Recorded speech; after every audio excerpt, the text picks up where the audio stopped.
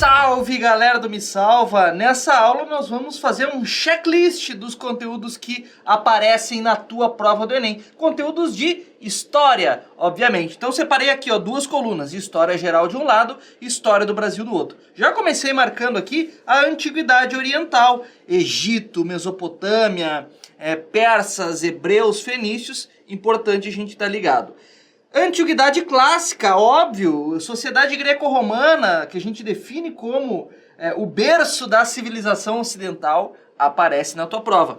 Idade Média, né, sempre lembrando que a gente divide em alta e baixa Idade Média, né, as características. Idade Moderna, né, a transição do feudalismo para o que vai ser o capitalismo depois, né?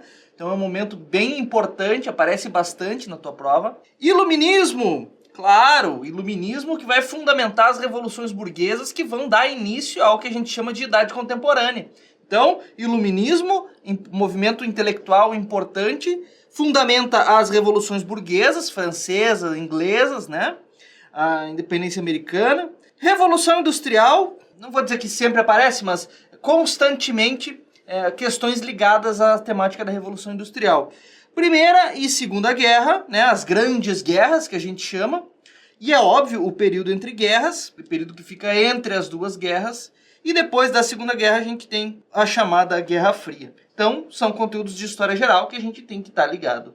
História do Brasil, vamos para a história do Brasil. Óbvio, Brasil colonial, né, o processo de colonização do Brasil, o processo de independência a partir da crise da mineração, crise do período colonial, a gente inicia o processo da independência. Aí, outro tema que aparece bastante em História do Brasil, questões ligadas à temática da escravidão no Brasil. E aí a gente sabe, perpassa, né? Brasil colônia, pós-independência, Brasil império também. Segundo reinado, bem importante. Cai mais Segundo Reinado do que Primeiro Reinado ou período regencial, por exemplo. Vários temas importantes do Segundo Reinado que a gente tem que estar ligado. Depois a República Oligárquica, né? A Primeira República, ou seja, aquela república que a gente também chama de República Velha, né? Nossa Primeira República. Depois a Era Vargas. Temos, depois da Era Vargas, o período democrático. Então, Era Vargas bem importante, várias questões de Vargas aparecem na prova, tem que estar ligado. Período democrático é o período que vem depois da ditadura do Estado Novo do Vargas, ficar ligado porque aí vai ter Juscelino Kubitschek, vai ter Jânio Quadros, João Goulart, vários assuntos que podem aparecer. Ditadura civil-militar, de 64 a 85, e depois a Nova República, que é a partir da redemocratização pós-ditadura militar até os dias de hoje. Então, alguns tópicos importantes aqui de história geral e história do Brasil que podem aparecer na tua prova. Vamos observar agora os assuntos mais importantes dentro desses que eu citei. E eu estou utilizando o critério aqui de mais importante de conteúdo que mais apareceram nas últimas provas. Antiguidade clássica, gente. Grécia e Roma, sociedade greco-romana. É assunto que aparece bastante. Características da Grécia, características de Roma, as fases, a formação.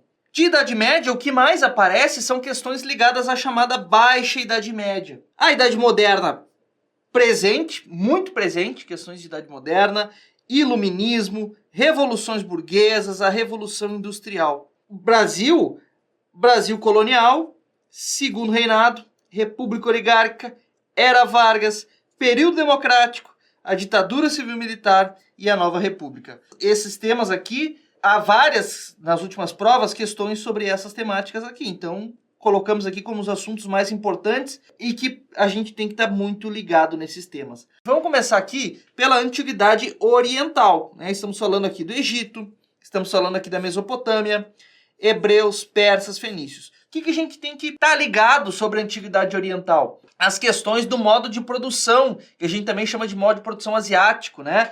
Aquela ideia da importância dos rios para essas civilizações. Então, a formação dessas civilizações nas margens dos grandes rios, no caso do Egito, o rio Nilo, no caso da Mesopotâmia, o rio Tigre e Eufrates, né? E aí as características, né? A servidão coletiva, estados teocráticos, as características do politeísmo, e aí as particularidades de cada um desses povos aqui também. A gente tá ligado, ó, os hebreus com as suas características do monoteísmo, ou seja, a crença em um único Deus, enquanto todos esses outros povos acreditavam em vários deuses.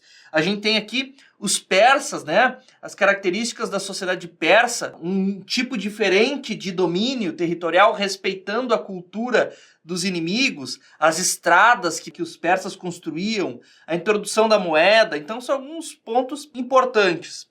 Fenícios, né, os grandes marinheiros, grandes comerciantes. Na Mesopotâmia, por exemplo, a gente tem as características de povos que podem aparecer. No caso, os sumérios, a invenção da escrita. No caso, os babilônicos, o primeiro código de leis, o Código de Hammurabi. Então, são características importantes que a gente tem que gravar aqui da Antiguidade Oriental. As características culturais de cada um dos povos, os legados, e a formação dessa estrutura política, teocrática, econômica também, com base na questão dos rios, né? A chamada crescente fértil aqui, Egito e Mesopotâmia.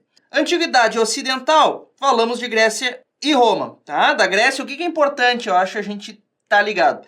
A formação do povo grego, né? E lembrar que a Grécia não era um país, a Grécia é uma região, né, formada por diversas cidades-estados. Então essa questão da formação desse mundo grego é importante a gente estar ligado. As fases, né, da formação dessas cidades-estados. Outro ponto importante, a democracia ateniense, por exemplo, uma das principais cidades-estados da Grécia Antiga, e as características dessa democracia. Né? Uma democracia voltada para os cidadãos, mas quem eram os cidadãos? Quem que poderia participar? Homens acima de 21 anos, com posses. Então é importante a gente estar ligado também nos legisladores e as leis que vão aperfeiçoando a democracia, vamos dizer assim, mas também é importante a gente lembrar que é uma democracia participativa, mas é uma democracia também exclusiva, porque exclui, por exemplo, mulheres, escravos, estrangeiros. Então é importante essas características a gente estar ligado para a prova. Também é importante as guerras entre as cidades-estados ou as guerras contra os inimigos externos, como por exemplo as guerras médicas, as guerras greco-pérsicas, né? E depois também as guerras entre as cidades-estados da Grécia. Então são pontos importantes. Roma, a formação de Roma. A gente sabe que Roma passa por diversas fases, né? E as características políticas de cada uma dessas fases. Tanto monarquia, quanto república, quanto depois o império. Ficar ligado na expansão dessa sociedade romana, primeiro na Península Itálica, depois se expandindo para além da Península Itálica, o apogeu romano e depois a crise romana, que é uma crise econômica, uma crise do escravismo romano, é uma crise das invasões germânicas também, as chamadas invasões bárbaras. Então entender esse processo de crise das cidades romanas, ruralização, colonato, crise do escravismo. Então são pontos importantes, entender o apogeu, entender a crise que vai colocar o Império Romano abaixo, vamos dizer assim. Idade Média, gente. Dividimos em Alta Idade Média e Baixa Idade Média. Alta Idade Média, a gente vai ter como característica a ruralização acelerada da sociedade, que já inicia lá na crise do Império Romano. A gente vai ter as invasões, a formação dos reinos bárbaros romano-germânicos. A fusão da cultura germânica e romana vai ser a base aqui para a edificação desses reinos bárbaros. Sempre é interessante a gente lembrar que a sociedade está se fragmentando. A descentralização política. Se antes nós tínhamos todo o Império Romano, agora nós vamos ter a divisão em pequenos reinos bárbaros romanos germânicos. E cada vez mais essa nobreza vai entregando terras e formando os feudos. Então nós temos também a descentralização política, que antes tinha um imperador e um território do Império Romano, agora está se fragmentando, o que nós vamos entender como feudalismo no século X. Claro, a mentalidade, o domínio cultural da sociedade com base no teocentrismo, né? O Deus está no centro, Deus explica tudo. Na Baixa Idade Média, nós já temos outras características. A crise dessa estrutura feudal, cruzadas expedições militares e religiosas ao Oriente, e isso tudo vai fazer com que ressurja o comércio, ressurge as cidades. Então nós temos um crescimento do comércio, o crescimento das cidades, a volta das transições com base nas trocas monetárias, aqui ó, money. Então, ressurgimento do comércio das cidades, surge aqui a burguesia, nos burgos, né? Aquelas feiras comerciais da Baixa Idade Média, né? As grandes feiras de troca de comércio, surge aí então os burgos, né? E a burguesia. Nós também vamos ter aqui na Baixa Idade Média a peste bubônica, nós vamos ter a fome, nós vamos ter revoltas, né? Então são pilares aqui para a gente entender a crise da Idade Média, né? Junto com as cruzadas, com as rotas comerciais, vem também a peste, dizima parte da Europa, diminui a mão de obra dos camponeses, isso é aumento da exploração, também vai ter mais fome e revoltas camponesas, né? Então são elementos importantes, e as próprias guerras, né, vão ser muito importantes para a gente entender o fim da Idade Média. Entramos na Idade Moderna, a gente já vai ter o renascimento cultural, que é muito importante. A ideia do antropocentrismo, o homem passa a ser o centro, questionando todo aquele pensamento teocêntrico medieval. Então isso vai se manifestar nas artes, na literatura, nas publicações de livros, a invenção da imprensa de tipos móveis, possibilitando novas interpretações para os escritos que antes estavam sob o controle da igreja. Então esse renascimento cultural traz a ideia também de um novo pensamento, o antropocentrismo, o racionalismo, o homem passa a ser o centro. Não é um pensamento, e isso muito cuidado, ateu, por exemplo. É a ideia de que o homem passa a ter uma importância nessa sociedade. O homem, Deus não explica tudo, né? O homem passa a buscar novas explicações para os fenômenos. E aí temos reforma protestante, novas ramificações dentro da Igreja Católica passam a questionar a estrutura da Igreja Católica. Então, as reformas religiosas, a reforma protestante é muito importante. A formação dos Estados Nacionais modernos, que já começam a ocorrer ali na Baixa Idade Média, mas agora se consolidam, né? Estados Nacionais modernos, com base no que a gente vai chamar de antigo regime. Olha só, o absolutismo. Agora os reis passam a ter o poder que eles não tinham na Baixa Idade Média, porque o poder estava descentralizado nos feudos controlados pelos senhores feudais. Agora o rei passa a ter um poder absoluto, o absolutismo. O rei concentra os poderes na sua mão. Essa é a estrutura do que a gente vai chamar do antigo regime. Tá aqui a coroa, ó, o absolutismo monárquico. A atividade econômica, o mercantilismo. As nossas rotas comerciais, né, a partir da exploração colonial, a partir de metais preciosos e especiarias, e até o tráfico de escravizados no Atlântico. Então, o mercantilismo é o modelo econômico típico da Idade Moderna. As grandes navegações, o comércio ultramarino, a busca por metais preciosos, comércio de escravizados, exploração colonial. Expansão marítima, as grandes navegações.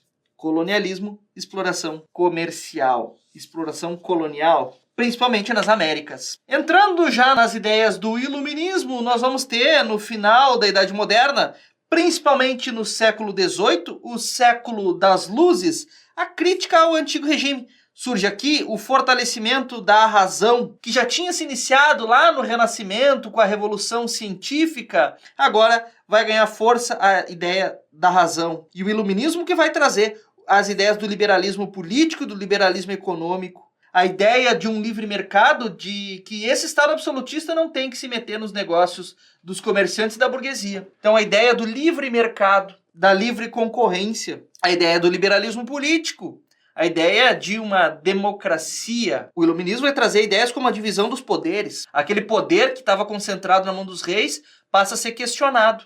Agora vamos dividir legislativo, executivo, judiciário, Montesquieu, a divisão dos três poderes. E principalmente o iluminismo traz a igualdade perante a lei. Não é necessariamente uma igualdade social, é uma igualdade de todos perante a lei. Quer dizer, existe uma Constituição e todos respondem a ela. Ninguém está acima da Constituição, como antes os nobres estavam acima, o rei estava acima, até porque não havia uma carta como uma carta constitucional. Então o iluminismo traz ideias que vão questionar e botar abaixo o antigo regime, aquela estrutura de absolutismo monárquico.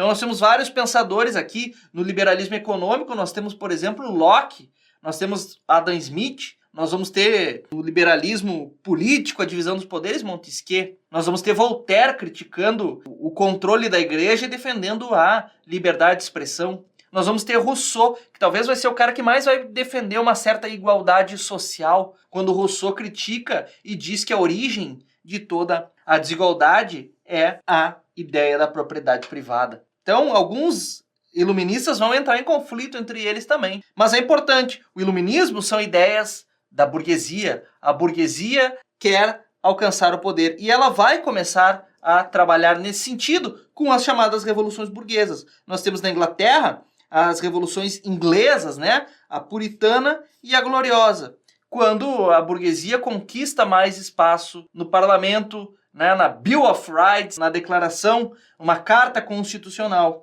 Depois da Revolução Francesa, de 1789, nós vamos ter um documento muito importante, a Declaração Universal dos Direitos do Homem e do Cidadão. Então nós temos aqui, por exemplo, só para a gente observar, um exemplo de questões. Traz, então, uma explicação sobre esse documento, e aí pergunta, esse documento, elaborado no contexto da Revolução Francesa, reflete uma profunda mudança social ao estabelecer o quê?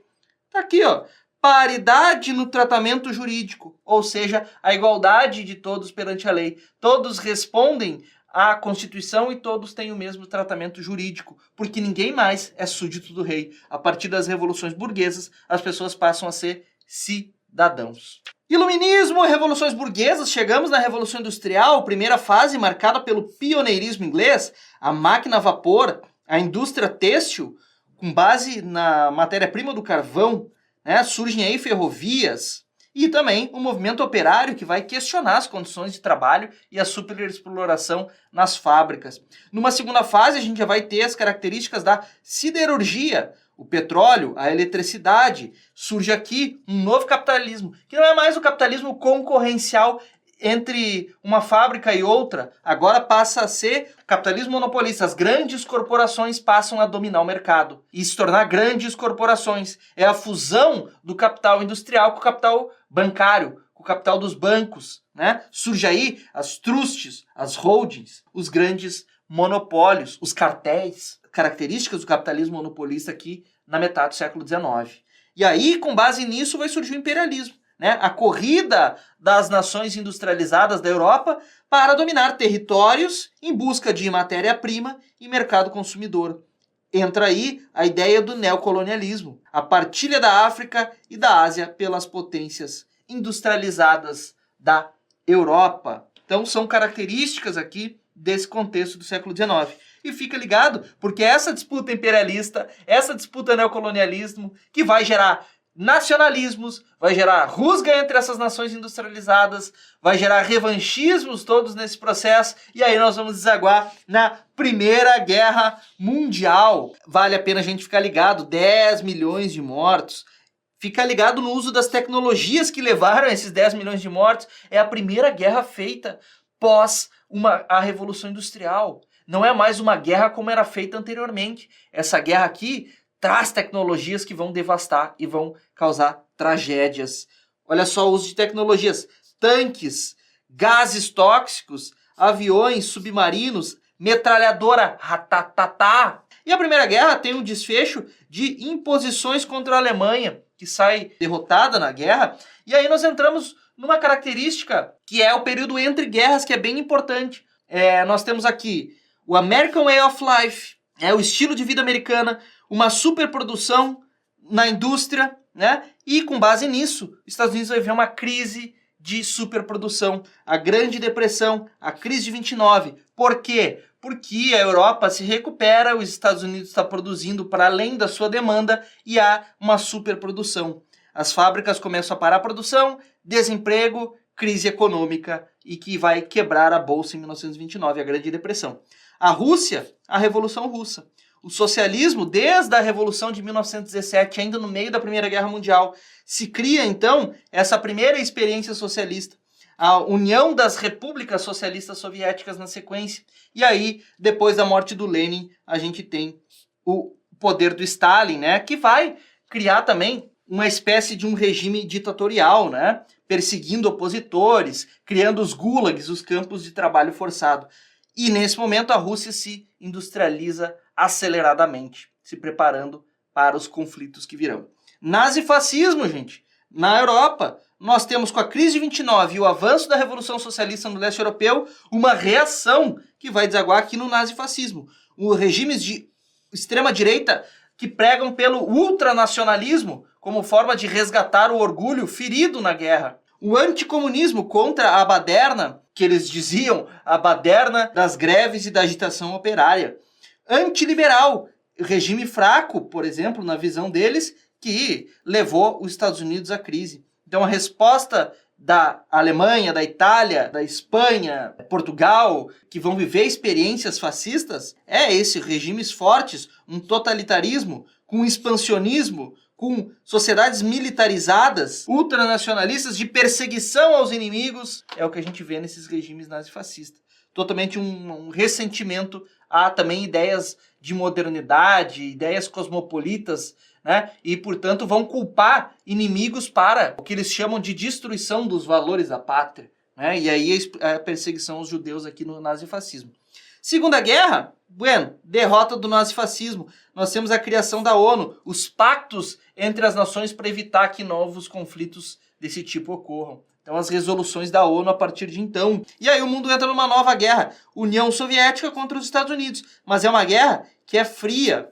Não há confronto militar direto entre União Soviética e Estados Unidos. Há, na verdade, uma disputa pela hegemonia dos modelos. O socialismo representado pela União Soviética e o capitalismo representado pelos Estados Unidos. Agora, vendo aqui sobre a história do Brasil, vamos ver um pouco a linha do tempo aqui, o que é importante, começando pelo período colonial. Período pré-colonial, nós temos aqui um relativo abandono desse território porque não há colonização efetiva. Há um reconhecimento do território e há expedições para proteger a costa brasileira, as expedições guarda-costas. E temos também, nesse momento, a exploração do pau-brasil, que é a riqueza que os portugueses encontram para explorar nesse primeiro momento. Não há povoamento, mas há expedições que vão explorar o pau-brasil, né? Tanto a madeira para construir móveis e caravelas, quanto a tinta que era extraída do pau-brasil. Esse trabalho, essa exploração era feita a partir do escambo. A troca com os povos indígenas. Eram trocas não monetarizadas. É importante a colonização a partir de 1534. Aí sim, as formas de administração da colônia, primeiro com as capitanias hereditárias, depois com a centralização maior, que é o governo geral, e as câmaras municipais nas localidades. Então as formas de administração da colônia é importante a gente estar ligado. Depois, muito importante, os ciclos econômicos. Do açúcar, que vai ter as características da monocultura, da exportação, esse açúcar era para ir para fora do Brasil, com base no latifúndio, a grande propriedade, e a escravidão. Depois nós temos a mineração, que marca aqui a exploração da mineração, o crescimento urbano, as casas de fundição, os altos impostos cobrados sobre essa atividade. Outra ação muito importante da gente lembrar é a ação dos jesuítas, com base na catequização dos povos indígenas, e do bandeirantismo, que é voltado para a captura dos indígenas e dos escravizados fugidos, e também adentrar o interior do território brasileiro em busca de especiarias. Fica ligado nas revoltas do período colonial, as nativistas, que queriam resolver problemas locais, e as emancipacionistas, que queriam romper com Portugal. Entra aqui em Confidência Mineira e a Conjuração Baiana. Fica ligado, 1808 a gente tem a chegada da corte portuguesa. E as mudanças que isso causa, o Brasil é levado à condição de vice-reino, Reino Unido a Portugal. E depois as mudanças causadas pelo período joanino, Dom João está aqui com a corte. É importante a gente estar ligado nessas mudanças e que vai desaguar lá em 1822 na independência do Brasil. Galera, a gente tem aqui o Império, né? E o Império, nós temos o primeiro reinado, o período regencial, mas o mais importante pra gente é o segundo reinado, é o que mais aparece na tua prova. Segundo reinado, a estabilidade política, com base no parlamentarismo às avessas. É um esquema onde o Dom Pedro II reveza, né, o Conselho de Ministros entre liberais e conservadores, colocando fim às disputas e à instabilidade política que tinha no período regencial. Então começa-se aqui uma estabilidade política com base na figura do imperador Dom Pedro II.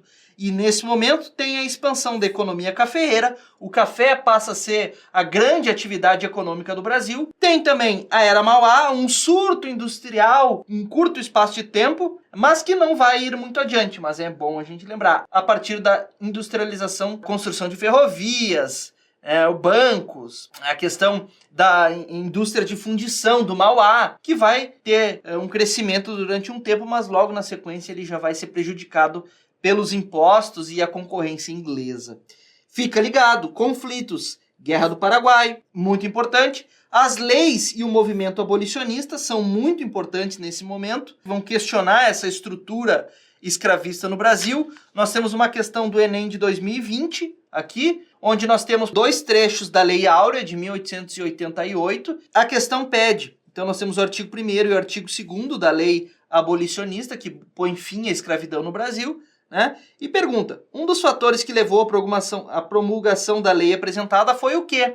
E o nosso gabarito aqui, então, é a persistência da campanha abolicionista. Então, tu fica ligado, o Enem adora isso, a questão da conquista de direitos, a luta pela cidadania. E, nesse caso aqui, essa questão trata sobre movimento abolicionista. Nós temos também o movimento republicano, que vai ser protagonizado aí tanto por cafeicultores, quanto por os militares, né, insatisfeitos após a Guerra do Paraguai, querem participar da política e vão contribuir aqui para a crise do Segundo Reinado e depois o que nós vamos entrar na República, né, gente? A Primeira República, nós temos um momento que os militares vão estar no poder, que a gente chama de República da Espada.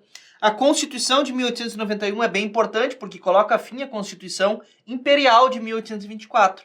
Então estabelece 3 poderes, cai o poder moderador, que dava o poder do Pedro II e do imperador ser o moderador entre os poderes, né? Cai esse poder moderador, cria-se 3 poderes, executivo, legislativo e judiciário, que já existiam, mas de fato cai, então, a figura do imperador. Estabelece Estado laico, a separação do Estado e da Igreja, e o voto aberto. As pessoas votam na frente dos coronéis. A gente entra numa república oligárquica. O voto aberto significa que as pessoas alfabetizadas votam, mas o voto não é secreto. As características da república oligárquica: o café com leite, São Paulo e Minas se revezando na estrutura de poder.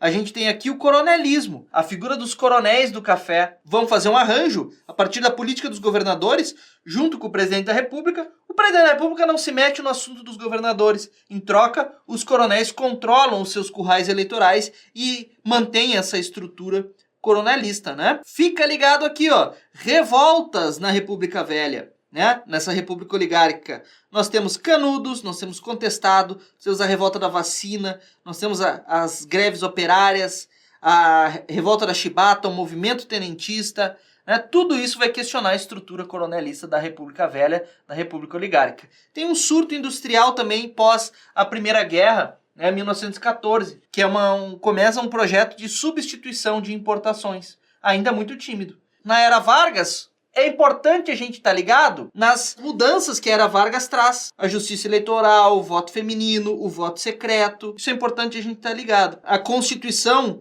de 1934, né? Há uma revolução constitucionalista em São Paulo exigindo que o Vargas elabore uma Constituição, e aí então a gente tem a Constituinte de 34.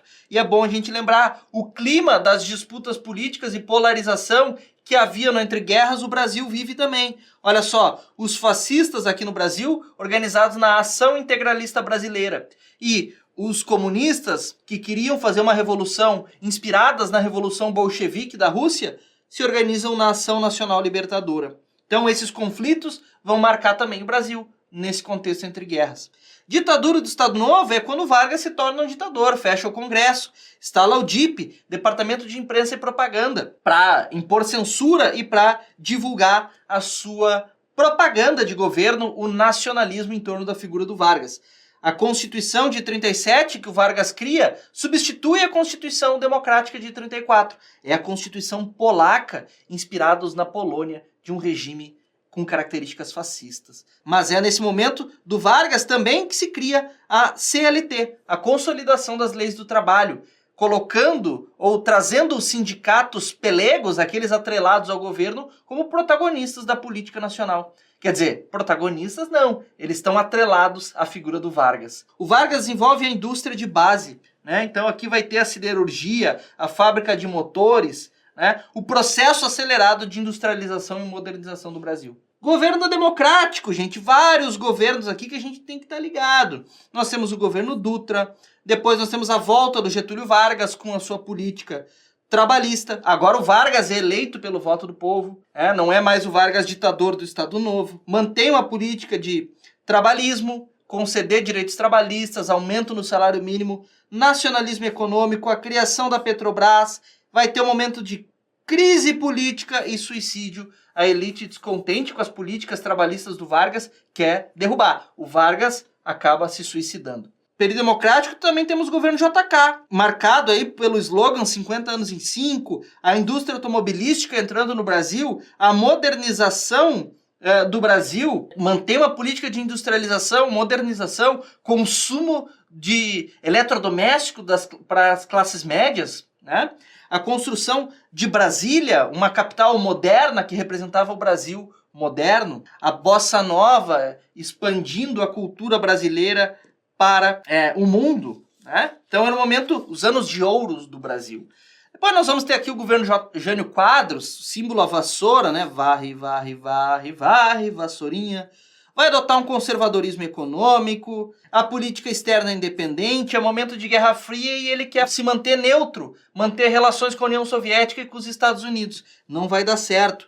Jânio Quadros adota várias medidas moralistas, proíbe o uso do biquíni, proíbe o lança-perfume, proíbe as corridas de cavalo e não vai durar muito tempo no cargo. É muita bravata e pouco projeto efetivo. Ele renuncia em 7 meses.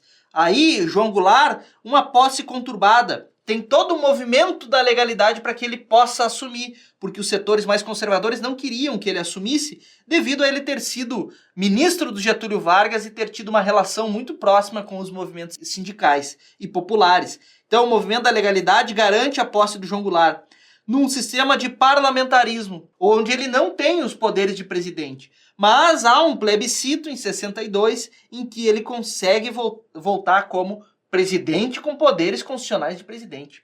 Há toda uma luta pelas reformas de base, reforma agrária, né, reforma educacional, reforma fiscal. Então, se cria um clima de polarização política. Os movimentos populares, como as ligas camponesas, como os sindicatos, a União Nacional dos Estudantes, organizam atos em defesa das reformas do João Goulart. Enquanto isso, do outro lado, os setores mais voltados às classes médias, mais conservadoras, a elite econômica, organizam algumas passeatas, a Marcha da Família com Deus, que queria intervenção militar e golpe militar em 64. E é o que acontece. E aí entramos na ditadura. A ditadura tem algumas fases. Então a primeira fase, que são os atos institucionais, que vão começar a construir o fechamento do regime. Depois nós temos os anos de chumbo, que é quando o bicho pega, a repressão se fortalece e nós temos essas características mais de confronto com as oposições armadas. Então por isso a gente diz anos de chumbo, a repressão, a tortura, a censura. O ato institucional número 5 está em vigência. É o ato mais forte da ditadura, que não permite qualquer forma de manifestação, qualquer forma de atuação política. É censura, é repressão, é tortura, é fim dos direitos políticos, de defesa, inclusive, aqueles que lutam pacificamente. E também é um momento de repressão forte contra as oposições que organizam as lutas armadas contra a ditadura. Depois nós temos um período de reabertura lenta, bem lenta, que vai mais ou menos de 1975 até 85. Depois da ditadura, a gente tem a chamada Nova República. A Nova República é marcada pela Constituição Cidadã de 1988. Né? Nós temos um período de crise econômica, da inflação nos anos 80, início dos anos 90, e a partir de então a gente tem a estabilidade econômica, principalmente no governo Itamar Franco. Né?